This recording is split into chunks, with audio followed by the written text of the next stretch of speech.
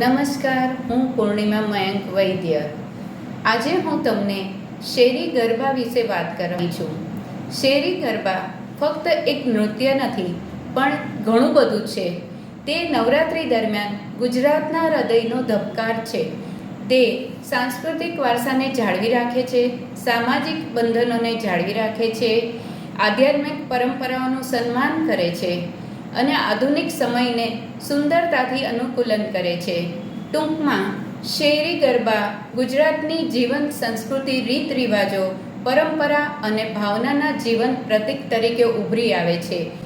ગુજરાતમાં શેરી ગરબાને પ્રોત્સાહન આપવા માટે સૃજન કલા પરિષદે ગુજરાતના શરદ સન્માનનું આયોજન કર્યું છે.